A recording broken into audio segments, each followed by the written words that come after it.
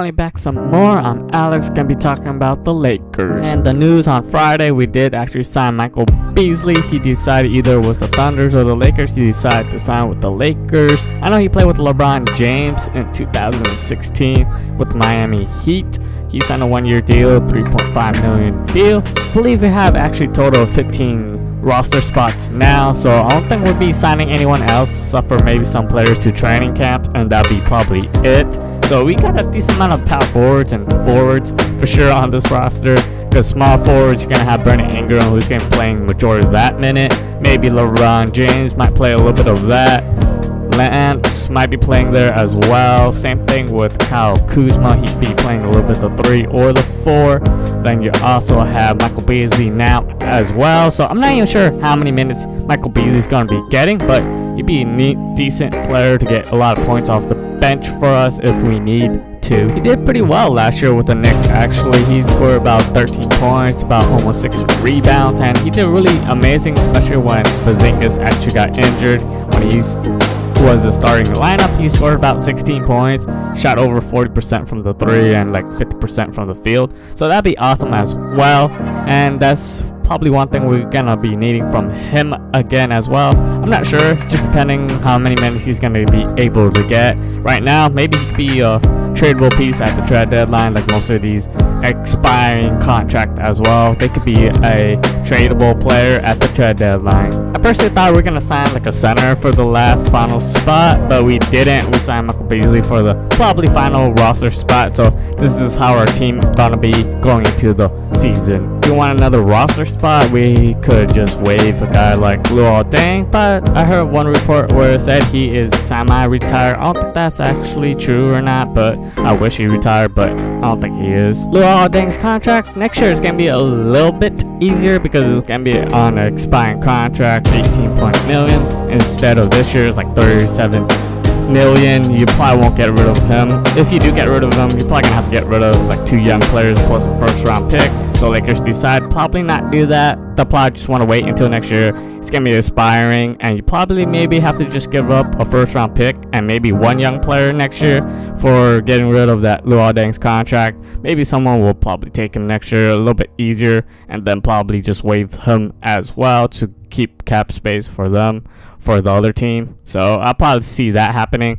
So we're gonna see probably Deng on this roster 1 more year, and probably next year you probably won't see him again ever. On the other one of the reports where it showed actually the death lineup, I really want to actually see the death lineup of LeBron James at the 5, Kuzma at the 4, Brandon Ingram at the 3, Josh Hart at the 2, and also Lonzo Ball at the 1. The only problem is the health problem, because last year I know Brandon Ingram, he missed a lot of games. Josh Hart, he missed a decent amount of games. Also Lonzo Ball, he missed a bunch of games last year as well. Hopefully those 4 could all stay healthy, because those 4 young players, we really need to step it up this year for sure. Like guys like Brandon Ingram, he did pretty well, but then the injuries start happening. Lonzo Ball, he had a pretty decent rookie year. It's just his shooting was the only awful thing, and also his free throw shooting. Hopefully that could improve. Kuzma, he's the only one who stayed pretty much healthy most of the season. I think I only missed like 2 games more towards the end of the season, or maybe missed 3 games, and that's about it. Josh Hart, he did kind of miss a bunch of games as well, but if all 4 of those guys can stay, all those players can stay healthy, I think this death lineup could be a pretty fun one to actually watch. But maybe if one of them gets injured, maybe Josh Hart gets injured, I kind of want to see maybe Micahel in there. And also maybe you might see Mo Wagner in there, depending if some injuries start happening maybe to Kuzma or maybe Brandon Ingram.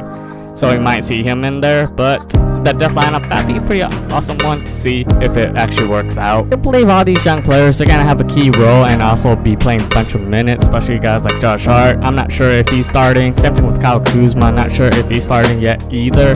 But Brandon Ingram, he's probably going to be starting. And then Lonzo Ball, that for sure he's going to be starting. That depends on his health. Right now, I'd rather just be slow with him and take his time to be healthy. When he's 100%, bring him back. So right now, I got a feeling if he's not healthy, we just have Rondo. So I don't want to rush Lonzo Ball to come back and not be 100% and then he gets injured again like he did last year. I think Mo Wagner's gonna have a big role, especially with this, because our centers are pretty thin. I know we have McGee. I could see him more of a bench player than a starter, and that's why I got a kind of believe I want to see Mo Wagner as a starting center because he actually could stretch the floor. And also, he has a ball handling for a center as well, so that's pretty good. And if he gets open, he's going to probably knock down a lot of shots because LeBron James is going to get him a lot of open shots for sure. So I don't kind of see, that's why McGee might be coming off the bench more than him starting with LeBron James. But I could be wrong because this year we haven't spent that much money on center. We mostly spent it on forwards and other things to stuff for a center.